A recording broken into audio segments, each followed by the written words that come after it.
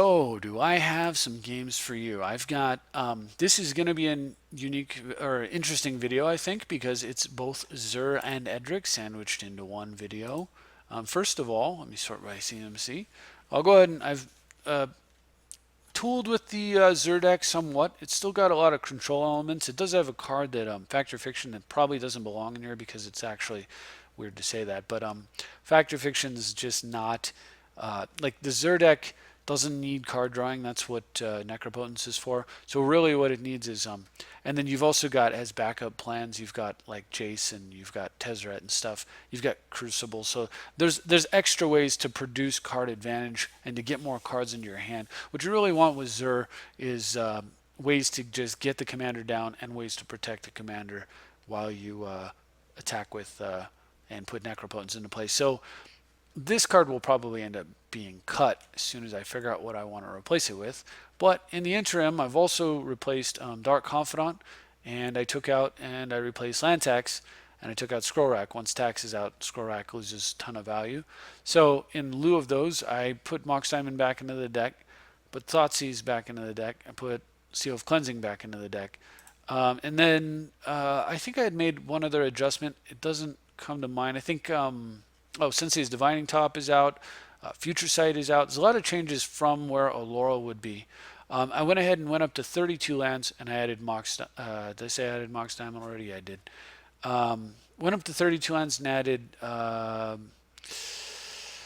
Snapcaster Mage. I figure he's pretty decent. He's a wizard, so he gets to take advantage of Cavern of Souls. Of course, Dark Confidant does that too.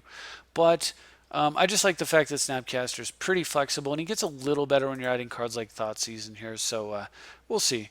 We'll see. Anyway, 32 lands here. The cards I put in: Glacial Fortress, Drowned Catacombs. Using Cavern of Souls now. I'll go ahead and scroll down so you can see the rest. I've got the Reliquary Tower in, Prairie Stream, and Sunken Hollow, and most of the cards, if they're different from that. Oh, and I'm down to only 4 basics, 2 islands and 2 snow-covered islands. Without land tax, I don't need to go 5 basic lands or 6, and so I can play a little more. That's how you get the extra duels in there, which is kind of nice effect of playing Zur. So I'm going to run through some games. So I'm also going to go ahead and bring up the Edric list when we transition to that. So I had a bunch of games today, but I think what I'll do is I'll just play a couple of Zur and a couple of Edric, and just kind of hopefully highlight a few games that I think you'll enjoy watching the most. So let's get started here. So my first opponent is actually playing Nin the Pain Artist, so one of the premier commanders. But when it comes to so with Nin against Zur, it's a little weird. So Nin has the advantage usually in terms of number of counters, in terms of just sheer counters. But Zur has a tremendous advantage in the fact that the commander is actually better than Nin the Pain Artist. Once it attacks, the game's over with Zur. Nin, you have to play it, you have to use it, and then you have to have the mana to put into it. Whereas with Zur, I can play Zur, you can kill all of my mana, I can attack, and Necro will find my way out of that situation. So it's a little bit different. I don't know if that means, and also Zur has more tools. Now on the other hand, Nin has a few things Zur doesn't have. It has Vandal Blast, which is huge. It has Dak Faden, which is huge. It's got a couple of other artifact removal if it wants it. You can run the Replicate artifact removal and a few others as well. It's all pretty good. You also get interesting cards like Flame Tongue Kavu is a way to set like on the turn that I play Zur, you play Flame Tongue and kill it, and set me back and put pressure on me. It's kind of interesting, but mainly it's the fact that you're super counter dense and you've got really good answers for artifacts, whereas I've got Disenchant, Seal of Cleansing, cards that work, but work very slowly and only one at a time, and are nowhere near the same level of efficiency. So anyway, I've got Chrome Mox, and this is a little weird. So I go ahead and Mystic Merchant Scroll on turn 2 for Force of Will. My intent is I want to draw a card of any color. So first of all, I can't imprint Chrome Mox with a Karn and have the Chrome Mox do anything. You can imprint it, but it won't tap for colorless. It will tap for nothing because Chrome Mox specifically states that it taps for mana of any color of what you imprinted. And since Karn has no color, you cannot tap the Chrome Mox for anything if you imprint Karn. So I'm hoping to draw a colored card, any color. I will imprint that card as long as it's not Necropotence. Play a land, cast Zur, and then I have Force of Will with Tezzeret backup. So that's what I'm hoping happens next turn. My opponent plays Nin, which is the other thing that I was hoping was happen, that he would assume he had an extra turn, but I don't. I don't draw a mana of any color. I draw land. So I gave some thought to how I want to run this out because Force of Will protecting a Tezzeret is super powerful. I also have this thing where I could go Chrome Mox here into Thran Dynamo, and the next turn I've got Karn, which is extremely strong. But I decide that the play here is going to be to go ahead and just imprint Tezzeret. I'm going to have to eat that one and then play Zur. And the reason I did that is that my follow-up play is to play Thran Dynamo followed by Karn. So over the next 2 turns, I'm in pretty good shape if something goes wrong with this. Hopefully my opponent doesn't Gilded Drake it. That's pretty much Gilded Drake or some kind of control magic, pretty much the worst thing that could happen. But if he just plays something like, say, Bounce, then I can Force a Will with it, so I can go move into Thran Dynamo Karn territory with Force a Will backup using my commander, let Karn take over the game, and then I'm good. Unfortunately, I draw a Mox Diamond here. I really just need a blue card, but my opponent hasn't done anything to disrupt Zur, and then now we just kind of get to where the pure power of Zur. Also, by playing my 5th land, I can hardcast Force, so of course I get Necro. We're going to Necro for 3 here. And I'm just going to take the cards. In case I didn't want to tap any mana, in case I didn't draw a blue card because I wanted to be able to hardcast the Force of Will. As it turns out, I got Brainstorm and Forbid, which is huge. So I now have a Forbid with Force of Will having a blue card in Brainstorm. It's just quite good. So my opponent goes for a main phase Jace. I'm going to Forbid and buyback with a land and a Mox Diamond. Kind of sad to do that because I really like to hit land drops every turn, but I do have the Brainstorm. So I decide, so my opponent attacks for 1. I decide to go ahead and just Brainstorm. Fortunately, finding another blue card. Because I did, but I want the Workshop and my opponent's tapped out. I go ahead and put that blue card on top of the Prairie Stream. And then prior to attacking with Zur, I shop into Thran Dynamo. Go ahead and pay 1 life to set the blue card aside because I need to get that in my hand. Now I can attack with Zur. I don't want the Prairie Stream, so I'm not going to Necro for any more than 1 right now. I fetch myself a copy artifact of the Thran Dynamo. That's why I played the Thran beforehand. And now that it's after combat and I've shuffled my deck and there's no Prairie Stream on top, I go ahead and cast Karn, knowing that I've got enough mana to cast Forbid here, and that I'm going to be able to Force a Will next turn because at least one of my cards will be blue. So then I go ahead and just Karn away his Mountain and Necro the other 4 cards, and all of them are non-blue cards, are all land. So if I hadn't set aside that Snapcaster, I very well might have had myself in a situation where I could cast Forbid but no Force of Will to go with it. Fortunately, my opponent just scoops it up here, which I'm in total agreement with. Outside of him sort of ramming a Pithing Needle through, and then I don't even know, like, a Pithing Needle would stop. Like if he played Pithing Needle and somehow pushed it through, he would have to, with 6 cards. I mean, it's nearly impossible. It'd be Pithing Needle, Counterspell, right? Pithing Needle, I would try to Forbid that, buy it back with Mana Confluence and an Ancient Tomb. My opponent would have to Counterspell then. I would Force a Will. My opponent would have to Force a Will back. So at this point, my opponent's used Needle, Counter, Force, and a blue card. It's down to only 2 cards in hand. So the Needle comes down. He has to name... before it comes down, I Necro for like 8. The Needle finally resolves. He has to name Karn, right? Otherwise, I'm just going to Karn the Needle away. With his last 2 cards in hand, he would have to somehow... Like, it's just impossible. There's no coming back. There's no coming back. I was thinking you could somehow copy it and then shut down the Necro or something, but it's impossible. I see it coming. I get to Necro in response. Like, there's no out here. at all from my opponent. So it was right for him to scoop, but I thought it was an interesting game. Um, just to see how much stronger I think Zur is than Nin, and then um, I have this game. So I'm playing against God herself, which should be a problem. But I assume that also means my opponent's a female. So I'm looking at my opening hand thinking that I would normally keep this hand, and I probably should have. Because I want to go first turn Fortress, second turn. If I draw a mana source, I get to cast Land, Talisman, Brainstorm.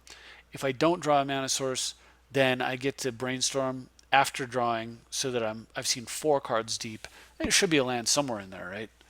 Um, but I decide I'm going to mulligan because Zur doesn't really care about losing too many cards, and I mulligan to this. So this seemed like a hand that would be keepable because I'm just going to tutor for land tax, get land tax down, and then I'm all set, right? That's what I was thinking. I'm used to playing, and I tuck a Vindicate to the bottom of my scry.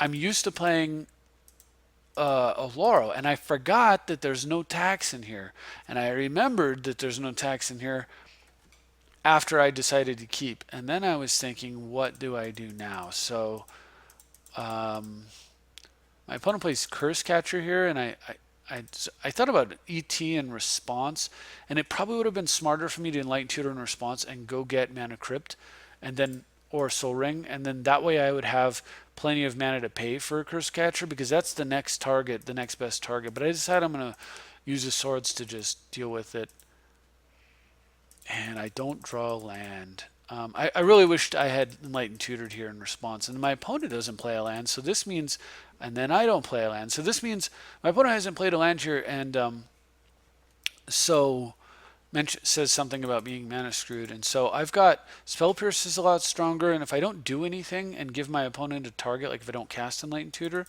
then I may just get a discard out of her, and I do. So I'm basically disrupting, sceptering my opponent.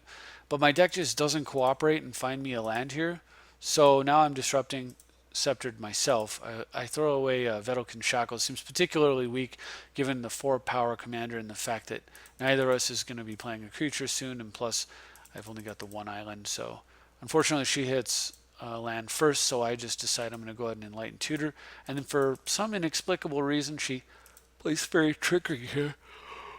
As it turns out, that was actually better for her to have countered the ET, only because I have Spell Pierce. Had I gone for Mana Crypt and cast it, and she cast that, then I could have Spell Pierced back and got a Mana Crypt down. But ultimately, I don't think that was the right play. You can't play like assuming I have Spell Pierce. She should have let me get the Mana Crypt and then countered. Excuse me, I've got hiccups. And then countered the Mana Crypt. And the reason is then I can never top deck another Mana Crypt. It's gone forever. Not just for being exiled, but I mean, even if it was just a regular counter, like it's now, even though I didn't tutor for the card I wanted, I could just naturally draw it. But apparently that's not going to happen. I do draw a Brainstorm, so I go digging for mana. Not. My opponent counters it again. Plays Raksha's Disdain, which is basically circular logic, except it sucks. Never a card that should be played unless you're already playing circular logic. She probably doesn't even know circular logic exists. I'm guessing just based on the fact that I've seen Rebuff the Wicked and Raksha's Disdain, and this is the commander. But I figured the commander was going to come down now, and I was going to suffer for having not, for having wasted the swords earlier. But instead, she goes for bribery. So luckily with the Zur deck, there's only Trinket Mage and Phyrexian Metamorph. So unluckily, she gets Trinket Mage, and I figure that means Spell Pierce has 0 chance of being useful this game. But for some reason, she doesn't tutor for Soul Ring. So I don't know what's going on over there, but I'll take it. Finally, I get a draw for a turn. I still haven't drawn a land. I just dump Vampiric Tutor. I've got everything I need in my hand if I can just draw 1 land. My opponent plays Treasure Cruise with exactly enough cards and hits a land drop, so has exactly enough cards to play around Spell Pierce using Treasure Cruise. Probably inadvertently, but punishes me for for some bad luck. And then I finally draw mana. It's not a land, but it's the mana crypt that I naturally get it, um, as opposed to having had to have tutored for it. Just rises to the top in my time of need. So I go for a Talisman of Progress. I've got Spell Pierce to have protect either of these cards from something like Negate. My opponent doesn't have an answer here, so now I'm set up and I've got a counter spell. I'm in good shape to protect myself from losing to the commander next turn.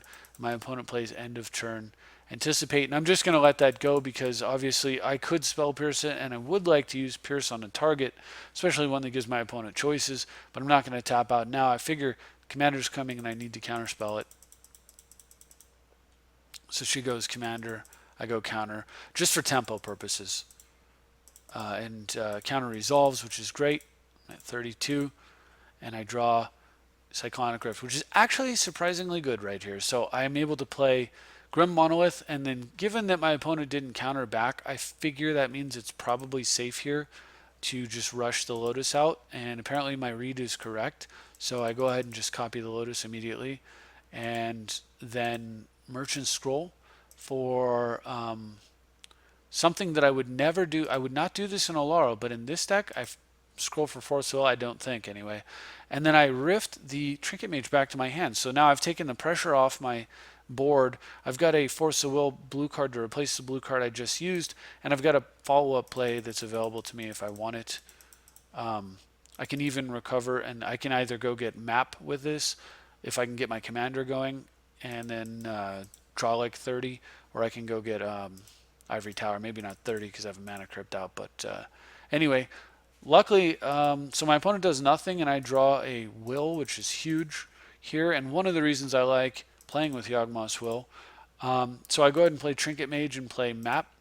Now I want you to kind of notice that although I am mapping for a land here, I have not actually drawn a land this game, period.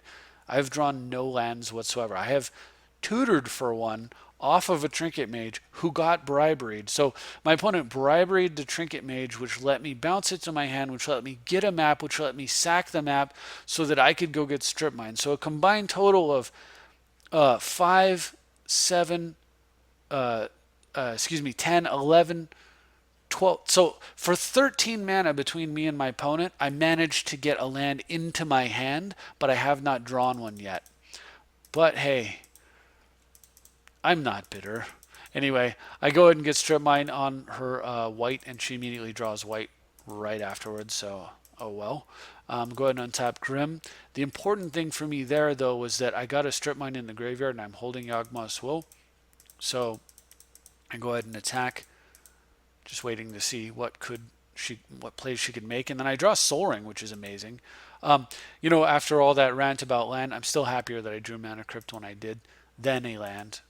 But at any rate, carrying on with the turn, I go ahead and Yawgmoth's Will. She does nothing, so I play Strip Mine, Vamp, and then the weirdest thing ever, I've never seen anyone do this before, I vamped for, well, first of all, and then I tap my Lotus and my Grim, and I cast Brainstorm. And now look what she does. She casts Rewind. I've got Will running. It's far too late to rewind now. You need to rewind the Will. I don't understand that at all. Anyway, with Will running, I go ahead and just cast Counterspell from the graveyard using the 2 blue I had floating. And hopefully if you figured out which card I was tutoring for, then congrats to you. It was Mind Twist. Well done. If not, there are probably other cards you may have thought of which would have been equally valid, such as going and getting Teferi perhaps, and setting up something with Crucible. Or, having double Gilded Lotus Teferi is also quite nice. Or Jace. There's a couple of different plays that could have been quite good here. Karn. At any rate, my opponent, I think, realizes her error and then just scoops. At this point, I've got the card I want in my hand, and I'm about to break her back with it. But what I was going to do was a little weird, probably. So I was going to twist for... I probably would have twisted for, like... I don't know. So I might have actually Mind Twisted for, like, 5 here, and then just cast Merchant Scroll and fetched a and fetched another blue card to put in my hand. I might have also mind twisted for 6 here. I might have also twisted for 5 here and then cast Expedition Map and then use Strip Mine during upkeep.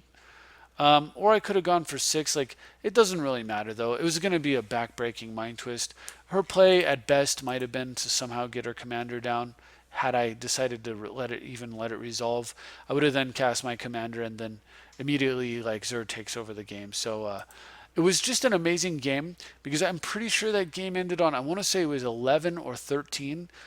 So roughly 12 turns. I played 12 turns and never drew a single land ever. I had one land in my opening hand, never drew one, managed to win with that much mana in play. It was pretty satisfying, so I felt pretty good about that game. So I'm going to move to Edric now. Hopefully you enjoyed that one. And I'm going to show you the build that I've got for Edric. So the build I have here is the recently had added Court of Calling. So I'm going to go ahead and scroll down so you can take a peek at the lands and scroll back up. I haven't made any changes to the deck list since I added Court of Calling to the deck and put Solemn into the deck. So we'll just go ahead and run through some games. Oh, sorry for the big yawn there. Two games that I thought were fairly interesting. One against Shuck Howdy and one against the Bane. So I'm going to start with the one against Shuck Howdy. So my opponent is not playing a competitive commander by any means, not even slightly, right?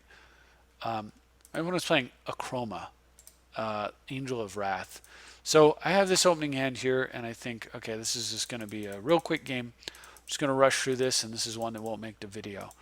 I do miss a land drop there, but not a big deal. I've got elf mana. And then my opponent's second land is colorless. So I finally draw a source of blues. So I go ahead and cast my commander. I've got Bloom Tender now, taps for a blue and a colorless. So I had the option here. So I go ahead and tap Bloom Tender and I cast Elf Map and I say go. So I had the option here to not tap Bloom Tender. And if I did choose not to tap him, I could just sit on 2 counter spells. There's definitely no way my opponent's winning from that. So I have no idea. This is just pure greed. This is just win more play. Stupid. But I was looking at my opponent's board thinking, like, even if my opponent draws a plains, there's no Toxic Deluge in mono white. So I'm perfectly safe here. So there's no reason to not cast Boreal Druid Expedition Map here.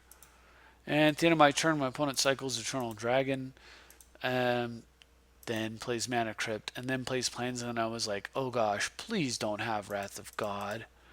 Tell me you don't have Wrath of God. No, my opponent has Wrath of God. So now suddenly, because I went for the greedy play, I am losing. Now I had an opportunity here to, I could sack the Expedition Map here and go get Simic Growth Chamber, and then try to recover my mana pretty quickly that way. But because I don't know what my opponent's going to do next turn with like 6 mana, I don't want to do anything. I want to kind of chill out on a counterspell. My opponent does nothing. So, excuse me. So with 6 mana having done nothing and seeing like Eternal Dragon, Wrath of God, and Akroma, I'm starting to think that what my opponent's playing is like a big white control deck. And so I wish that I had fetched and made the Simic Growth Chamber play, because I would have had 4 mana right now. But I decide that it's probably safe if it's a reactive deck, a reactive strategy, and because I have Phantasmal Image, if my opponent has a big creature, I can copy it next turn with a counterspell. I figure it's safe to go ahead and just tap out this turn. So I play the Skull Clamp, I play the Growth Chamber, my opponent plays Wayfarer's Bauble and picks up his dragon. So that worked out okay, but definitely things are not great here. Anyway, my opponent does nothing, further kind of reinforcing what he's playing. So if my opponent's playing a reactive deck, I definitely don't want to cast Strange Shermie here and tap out. If he's playing proactively, then I need to proactively pressure my opponent and then untap with reactive cards and win the game from there. But if he's playing reactively, I just need to sit back and win the game at the right time. It's it's a matter of timing. So anyway, the end of my turn, my opponent cycles Eternal Dragon. I figure he should sack his Wayfarer's Bauble here, get some extra mana. For some reason, does not do that. Must have been some kind of funky misplay. Anyway, gets a Mana Vault to go with the Crypt and a Chroma. So I play Memory Lapse here, and due to a weird thing that's going on with Magic Online, it doesn't ask you if you want to put your commander on top of your library or in exile or whatever. You have to like pre-tell it by clicking on your commander prior to one of those effects hitting, which is really stupid. So now Memory Lapse operates like a hard counter for commanders, which makes Memory Lapse better, and I may actually end up adding Memory Lapse to Alaro. In fact, that probably will replace Fact or Fiction now that I think about it. Not Alaro, Zur. Because I don't need the card drawing, like I was saying earlier. Having an extra counter is good. And the fact that Memory Lapse would allow me to counter a commander as if it were a regular counterspell makes Memory Lapse a lot better. So also, though, Memory Lapse is only good in a deck that can take advantage of the brief window of opportunity that it provides you. And when you have commanders like Zur, who just need one attack phase to win the game, you can. Same thing for Edric. So I think I probably will make that swap after this. So anyway, I drew a Solemn Simulacrum here, so I go ahead and cast Solemn. Now again, I have a couple of options. So Mana Vault is stuck. It's not going to untap next turn. So 1, 2, 3, 4, 5, 6, 7, 8. Even with Baubles 9, he could play a land as 10, 5, 10. So 2, 3, 4, 5, 6, 7, 8, 9, 10. So my opponent could theoretically cast a Chroma if he's holding a land here. But he's searched a lot of lands out of his deck, and I'm not sure, even if he casts a Chroma, I'm not sure how much I care. I don't know. I decided that I'm going to be... I was just kind of tempting fate against this guy because... the truth of the matter is this mono white deck is going to have like 0 chance against me in, we could play 100 games. He's probably going to win 1, maybe. So I kind of, I shouldn't do this, but I decide I'm just going to play like kind of risky, I guess you could say. Because otherwise, well, first of all, the risk pays out and the game ends faster, or my opponent has no answer, which is more likely the case. And but I mean, if he does have an answer, then the game's a little more interesting, like, because I've set myself up for failure. And really, the play here only punishes me in 2 scenarios. One, first off, my opponent's not sacking Bauble for multiple turns, and I don't know why. So that was kind of a factor, is like my opponent might not remember to do it again, and then they can't really reach 10 mana this turn without something like Ancient Tomb. So, or Soul Ring, and he's already got Vault and Crypt out of the way, so there's only 2 cards left that can do that. I suppose Temple of the False Gods would, but anyway, I'm getting back to my point. My point is there's only really, ultimately, truly one card that punishes me here, and this is probably why my opponent didn't sack Wayfarer's Bauble, because he's got it. And this is the card. Armageddon, of course. Well, there's Ravages of War, but you get my point. Like, really? I mean, come on, man. Wrath of God right on time, Armageddon right on time is kind of annoying. But on the other hand, I top deck Workshop, which has the potential to pay out pretty well. Smash my opponent for 4. So Armageddon, but I'm hitting him for 4 turn, an average of 5.5 per turn with a Mana Crypt. He's only at 27, so he's dead in about 4 to 5 turns. And, oops, forgot to use my mana. Good game, dude. Sorry. Sure. I have no idea what he's talking about. I assume he had some extra mana to float or cast something. I don't know. But I don't care either. That'll work. I think what he was going to do, or what he should have done, was sack the Bauble, and sacked his Buried Ruin to pick up the Bauble, and then Armageddon. He could have... Wait, does that even work? Because if you Bauble before you get in, I don't even know if that works. How would you... Yeah, there's no way to... That's... I don't know. Maybe Bauble after the fact with some mana floating would get him somewhere, but whatever. Anyway, I just thought it was an interesting game because my opponent managed to sweep a board-winning state and then immediately sweep all the rest of my stuff and then gives up immediately afterwards. It's kind of cool. So last game here for the evening. So Edric facing down Sig. So this is a more serious commander. It's certainly one of the better commanders in blue and black, although I think there are better ones than Sig. I think one of the better ones is Dralnu. Brian's done a few Dralnu games demonstrating how good that card can be. Sig's pretty solid though. At any rate, I've got a stellar hand, so I'm going to clearly keep this. I hope this is the right game. If it's not, then I'll back up and we'll do the other one as well after this. I'm going to go ahead and just hit play though. So I go ahead and just lead off Chrome Mox. He didn't make a first turn Soul Ring, so I imprint Nature's Claim. Level up Jiraga and play turn 2 Edric. Yeah, this is the game. So my opponent plays turn 2 Edict. So of course I'm going to just kill my commander. He now costs 5. I have 5 in play. Just going to replay him. I could play Coalition Relic here, but you know me, I like to tap out and give my opponent chances to do things. But no, really, the truth is if he's playing Edict effects, I want to keep giving him a commander to Edict and not this guy. And I figure I don't really want to counter over it. This is effectively a counter over it. And ultimately, like, there's only there's only one card he could have that's going to actually sweep my board here. Oh, wait. Is that my opponent tapping 3 mana and paying life? Yes. Toxic Deluge to the rescue. So I got Wrath of God last time, paying for tapping out. I got Toxic Deluge this time. Amazing opponents. I swear, I've told my wife this many times, I swear, when it comes to Magic, the luck I have is just tremendously bad. 12 turns with 0 lands drawn and stuff. I don't know what's up with my luck, but it does make for some interesting games. So anyway, I do draw a Crucible, which allows me to at least cast a source of recovery from the card loss. And my opponent gets Chasm Stalker. So unlike in Zur, a Chasm Stalker against Edric is a little bit more threatening.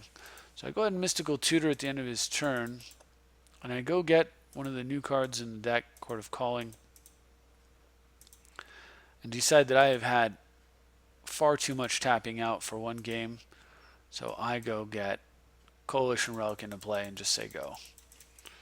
So my opponent's got a 2/2 Chasm Stalker. I don't mind. He's growing my Chasm Stalker is my thought. And then plays removal discard. So I mana leak to try to protect Court of Calling. And he mana drains right back. And I am stripped of Cryptic. He actually lets me have Court of Calling with this much mana, which is wild. So I thought about, there's a lot of possibilities here. There's a lot of things I could be getting here. I can go get anything that costs up to 6 or less. I don't have any 6 drops in here yet. There is one that I'm considering Progenitor Mimic, the 6-drop clone who's both green and blue, so you can natural order into him. He's 6 mana, so you can pod into him. He's blue, so you can force with him, and he's a clone that continuously produces copies of whatever. So he may make the cut in the deck eventually, but at present it's not in here, so we're talking 5 or less. So Deranged Hermit territory maybe? But given the fact that my opponent had played a Toxic Deluge earlier, I decided to do something a little different. And because I drew Worn Power Stone, I decide X is 2. X is 2 because I want Gilded Drake. So I'm going to give my opponent, so Court of Calling is actually an instant speed control magic. So I go ahead and play Worn Power Stone to, and now I've got tons of mana, so I'm going to be able to play my commander.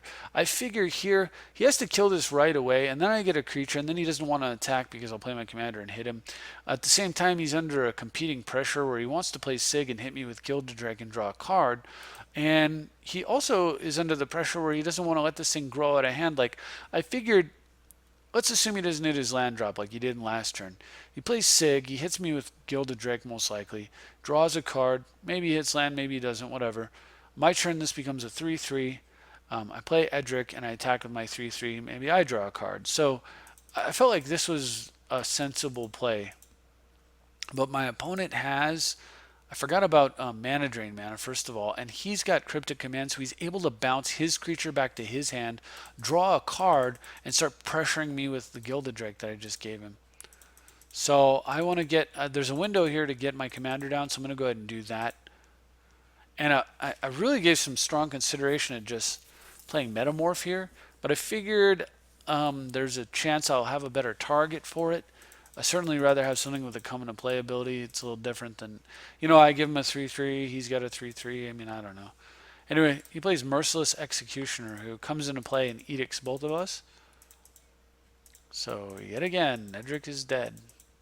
He's starting to get a little expensive, but I've got tons of mana, so thanks to Worn Power Stone. So, even though I'm flooded a bit, I go ahead and cast Edric again. Strip Mine comes down, and I immediately take out his black. So, I like where things are going. He draws Urborg. I'm a little nervous. He could play Necro now. That kind of sucks. Plays his commander, gets a free card. Really not doing well here. I need action. I draw just more mana, more cologne effects, and I go ahead and kill his Urborg. He vamps in response, and I was thinking, dang it. I should have played Strip Mine and said go, and then he could have Empiric Tutored, and then I could have Strip Mined either during upkeep or at the end of his turn or who knows what. But now he's going to go get, if it's in his deck, you know what he's going to go get. I bet you can figure it out. I knew exactly what it was as soon as he played that. I was really upset. And I can't take any more beatings, and there's no way for me to take a creature here and get through with Edric. So as much as I really would like to take Sig here, with my clone of a Gilded Drake, I don't like the idea, because if I have Sig and Edric, I control both commanders, but I don't really like the idea of getting hit for 6 in the air every turn. It's kind of hard to deal with that kind of pressure. So I just do a Gilded Drake exchange, and he did indeed get the card I thought he was going to. He got a Source of Black to fix the Strip Mine effects, and a Source of Graveyard Removal, all wrapped up in a tidy little package, Bojuka Bog. So of course, my Crucible no longer works. He's drawing more cards. This is actually a good thing here because it actually gives me a chance to draw a card off Edric. And having just had my graveyard removed, of course, I draw Eternal Witness. All right, well, I send him both because, hey, if he didn't block here, my commander will give me 2 cards on his backswing. He'll only get 1 either way, so he does block, though. And I draw Sword of Fire and Ice. So that is pretty tasty. All of a sudden, the Eternal Witness is looking really nice because I go Sword, he counters it. I have enough mana to actually witness it back, play a land, play the Sword, and equip Edric and say go. Fantastic turn. He brainstorms and finds himself a land and, much worse, Sunken Hollow doesn't come into play tapped because he's got the 2 islands and Vedalken Shackles, so he played a 3rd island in Shackles. This is nasty because he can take Gilded Drake. He can almost take Edric. He's going to get to draw an extra card here, and I draw more land. So at this point, I'm going to send, should I move the Sword and attack? What should I do? Well, I decide that the play here is, actually not that. The play here is to bait him. I want the Witness to, I want him to trade off for the Witness here. If I move the Sword over to the Witness, I can attack with a team, and he can just, he can chump block Edric, or not, and I'll get an extra card. But if I send the Witness, he has a strong incentive to block and kill the Witness, and he takes that incentive. But that lets me then sword his commander down, and it's a tempo play, right? So his commander's 4 mana. If he plays a land and casts his commander, he won't get to cast Shackles. And I want to stop his card drawing engine. Only one of us should have a card drawing engine. It should not be him.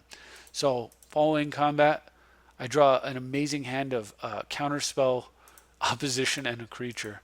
So following combat, I go creature, opposition, Simic up the land, and I'm done. So sweet about that is we can go to combat.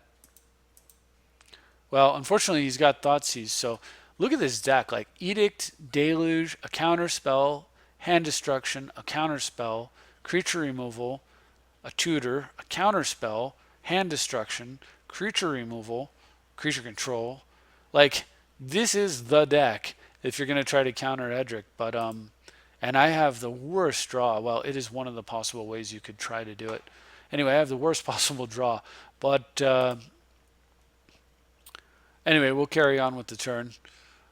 So he goes Thoughtseize. Of course, I'm gonna mana drain it. He should know I have a forest in my hand, but he might have forgot. Could affect his play. Plus, I'd rather just have the one extra mana than worry about him taking 2 damage at 20 life. It's not a big deal. I'll take the extra mana next turn, even though I'm sitting this flush on mana. So during combat, I go ahead and tap his Gilded Drake. I tap Gilded Drake over any other option because I don't want him to have the choice to cast Sig and draw a card if he wants to. But I've also, 18 life. I do need to protect my life total to some degree here. So, quite funny actually in a regular game of Magic. 18 life, you're like, psh, whatever. Anyway, so pre-combat I get some mana. So I'll go ahead and just try to move my sword over. So I get mana pre-combat and I go to move my sword over, and the way this works is my opponent's probably going to take Edric, so I don't want Sword of Fire and Ice on him when I'm attacking. I move the sword to the Gilded Drake so that if my opponent tries to steal Gilded Drake in response to moving the sword over, I can then the sword effect will fizzle, but I'll then move. I'll tap the Gilded Drake in response to his shackles, tapping his one of his lands, and then I'll move the sword back over to Edric, and then attack, and he'll have a tapped Gilded Drake, so I'll attack with both Edric and the Priest and draw 3 more cards. So if he doesn't steal the Gilded Drake in response, then he's planning to take Edric, which is correct. It would be worse for him to try to take the Gilded Drake because I would draw 3 cards. He wants to take the Edric so he can prevent me from drawing bonus cards. So what's going to happen is we're going to go to combat, and then if he tries to take Edric before combat, I'm going to tap one of his lands in response, and he'll get a tapped Edric, which is what he does. So that's fine. If he tried to wait till after combat, then I don't get to tap one of his lands in response, but Edric will be tapped. It won't be possible blocker. Anyway, it's still not a blocker here. So I just send Gilded Drake, of course, because I'm not drawing cards off of Edric, because I don't control him. And then I use Sword of Fire and Ice to kill the Edric and put him back into my sideboard, and I draw Glenelendra off of the sword. I can now cast a Edric, and because the Priest will now produce 2, 3, 4, I think about it and I decide this is what I want to do. I go ahead and cast Glenelendra. Now the risk is, of course, my opponent can steal Glenelendra, but if he steals Glenelendra and he sacks it, she'll pop back into play under my control, and if he doesn't sack it, I can attack him with a Sword of Fire and Ice creature, and he cannot block with Glenelendra. I can do 2 to Glen, and she'll die and pop back into play under my control. So I'm not really worried about it. And that's why I made that play there. And I just want to continue to... my opponent's in this tough situation where he's got to use Shackles every turn, but it's not doing as much as he would like it to because of opposition. So he's got Edric, but he has nothing to attack with here. He could play Sig and just tap out, but then I have opposition, and I'll tap his blocker. Instead, I'm just going to tap his Sunken Hollow. Alright, so I don't draw unfortunately I didn't draw a useful card here, and my opponent's got to play. He's got Vendilion Click during my draw step, so it turns out that not drawing a useful card was actually good here. And for reasons I can't explain, my opponent tucks the bird. Maybe because the bird is basically an Icy Manipulator with the opposition, but whatever. Tucks it right into Sword and Feast and Famine, which is huge for me. So normally I tap artifact mana first because of Winter Orb, but here I want to tap lands first, of course. So I go ahead and do that, playing around with my mana, trying to figure out the best way to do it and still have Glenelendra mana up. I decide I'm just going to make a Gargantuan Gilded Drake. And at this point, my opponent's at 15, so I need to hit him with 7 for the Drake, 2 from Sword of Fire and Ice. 7 for the Drake will kill him. So I'm going to attack, and this combat, I'm going to stack damage and just kill Vendilion and click off. Actually, I thought about it. I decide instead I'm going to kill Edric off. I'm going to put Edric right back into my hand. I'm going to recast him yet again. At this point, I think he costs 13 mana. So 1, 2, 3, 4, 5, 6, 7, 8, 9, 10, 11, 12, 13, 14, 15, 16, 17 mana I've got in play. 18 if Edric comes out. I'm not too worried about it. I can cast him for 13, no problem. I can even move equipment onto him if I wanted to. I can utilize Glenalendra. I can do all kinds of good stuff. My opponent is nearly dead. And oops. At this point in the game, with the Sword of Feast and Famine on the stack, before I get to draw for the Fire and Ice, my opponent gives up. So I can't show you that. I think we're bugged out here at this point. But yeah, I thought it was a pretty cool game because so one of the merits of being the big mana deck is that you can replay the commander many times. But I didn't really have like this certainly wasn't the best draw for me, and it's certainly one of the hardest opponents that I could face in terms of just what their deck does. And the fact that my opponent got Vedalken Shackles out and I had no removal for it. But timely hit for 3 cards once off a sword, and an Edric combo found the opposition, and that was all I needed to take control of this game. So, yeah, I can't bring up. Yeah, there you go. An M Project 2 wins. So there it is. So I hope you enjoy that game as well as the Zur games. Hope that was fun for you. I'm definitely going to do some more. Let me know in the comments if you'd like which deck you prefer to see, or if there's some other deck you'd like me to build. If there is, it will take some time, depending on how different it is from my current collection. Just for financial reasons, it takes a while to put these decks together, as I don't have as extensive a collection as I once did. But if there's enough interest for a particular deck, I certainly will try to put it together. I would long-term like to rebuild Omnath, I think, just because I've already got so many of the green cards and there's so many other interesting, fun green cards out there. I'd also be interested in building Nin, just because I really want to play with possibly Nin, but actually, the more I think about it, the thing is, I really want to play a Dak Faden and Vandal Blast, but I love Mind Twist and Demonic Tutor. So I think I might end up building something like a blue, black, red control deck and see what happens with that. But we'll see. I don't know. At any rate, I do appreciate you watching my games, and I hope you're entertained. Thanks for watching. I'll see you next time.